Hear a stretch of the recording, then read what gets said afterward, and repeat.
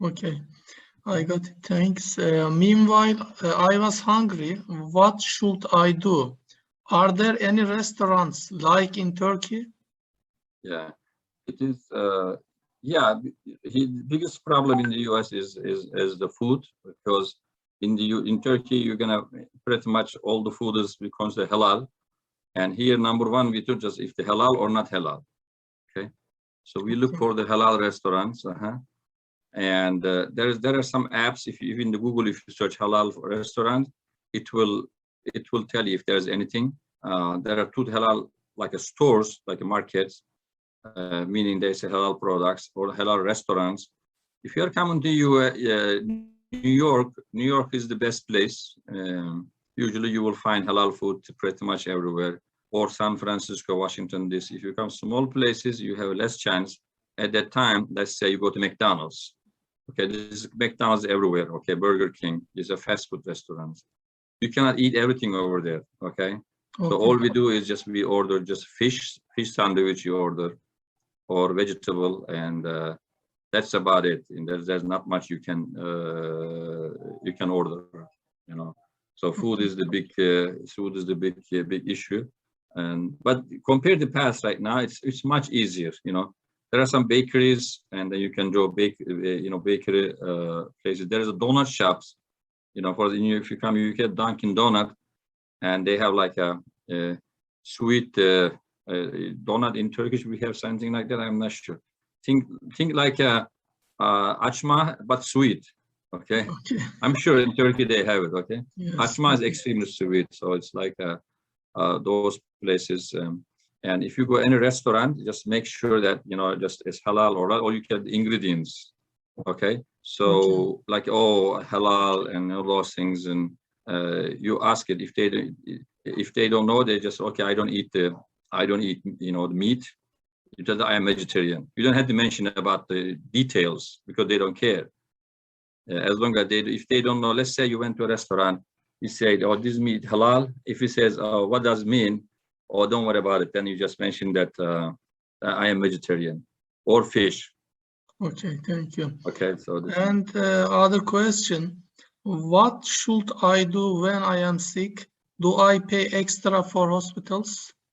Oh, the health in this country is one of the worst cases. In Turkish, people are spoiled on this, and relatively cheaper.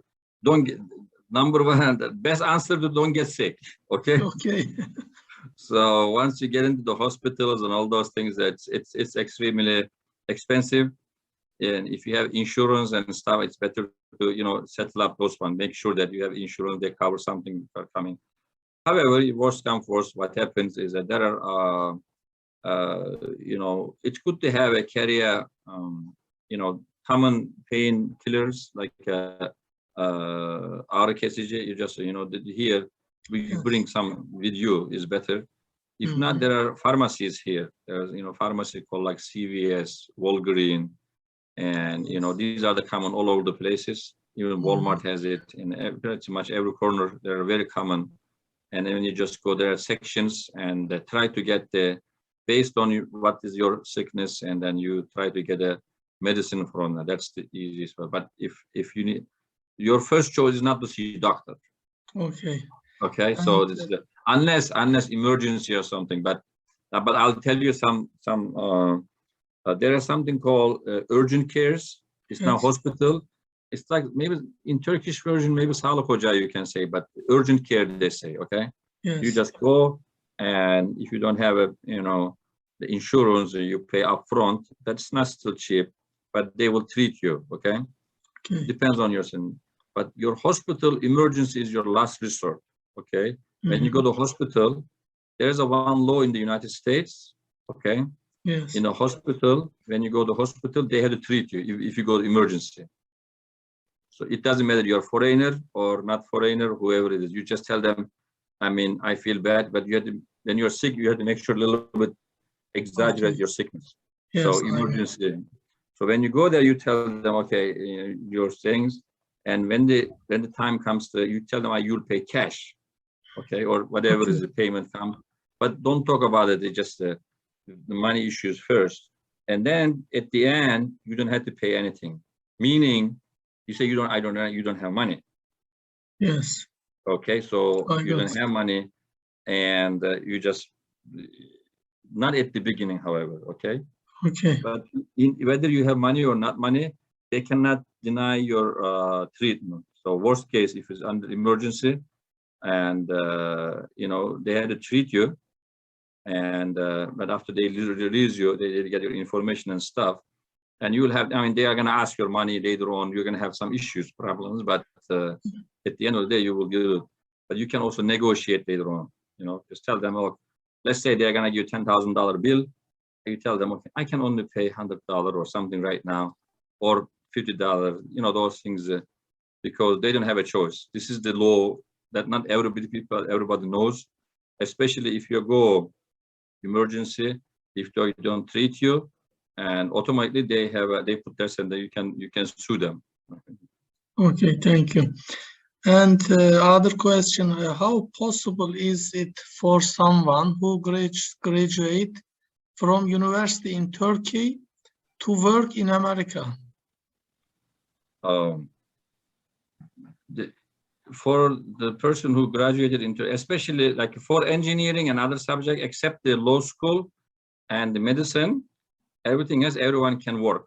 Okay. Yes. Your diploma will be okay here. Mm-hmm. If you are a doctor, you had to go through different things. But for the, let's say let's say engineers we are talking about, with myself, is that you had to get work authorization. Legally, you cannot work. Yes. So you apply to the company. There are different versions of the visas that you can work visas you can get. Most common for foreigners are the, usually you go as a student. After if your school finished, and then you get like a 2-3 years practical training, you can work. This is one way. After that, they go some H1. So company, you find a job in any company. Let's say you work in a Google or Apple or whatever, in any company. They apply for H1. Okay. So but this goes to lottery. It's not easy. And then, or later on, some companies also, if the company really likes you, if it's a good engineer, and then company apply for green card to you. Okay, once you apply the green card, and after green card, you get your citizenship. Yes. So here is the thing is that if you are a good person, experience, if a company needs you, no matter what, there is a way you can do it. Yes. But it's not for everybody. It's a rare case. If company thinks that, oh, you are a good person and then you're going to be useful for them, they will apply. But normal person, they are not going to do that. Okay. And how do students spend their time outside of school in America? Well, it depends on the student level. Let's say undergraduate students, their bachelor's degree, and they have a lot of parties. They do it. Okay, it's just their studies, their work hours are different. There is something called in the United States college experience. Okay. Okay. Like they want to have a college experience. College experience means, okay, this is American I'm talking about, not a Muslim. Okay. Yes. So in a college experience, and you go to college, you do everything you can do. Okay, everything is mubah. Okay. So you had to have parties, you had to do this and all those kind of things. In the, it's very common for the, alcohol is a big thing in the colleges, and the relationship when boyfriend, girlfriend thing is very common, all those things. And for a Muslim perspective, if you are more conservative and everybody has their own circles. So now in every campus has something called MSA, we call Muslim Student Association. So usually they have programs, and in the weekends or evenings, and they also arrange a prayer schedule, and you can pray sometimes universities have like one room they dedicate, and you can just go your daily prayer and then come back.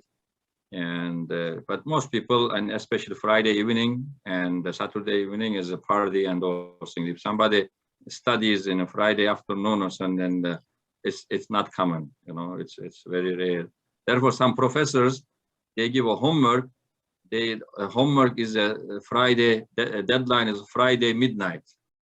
Everybody hates that professor. Okay. Okay. And last question. In USA, Muslim people, how many percent in USA? This is official, I think maybe percentage-wise, not much, even less than 1%, but around 3 to 5 million official. Yes. But this official thing is not, because not everybody put in their census and they put their names and stuff. In practically, this is my I think the area that I have been sometimes just working on it is as a side thing is the 7 to 10 million Muslims I think you can see in the in United States overall.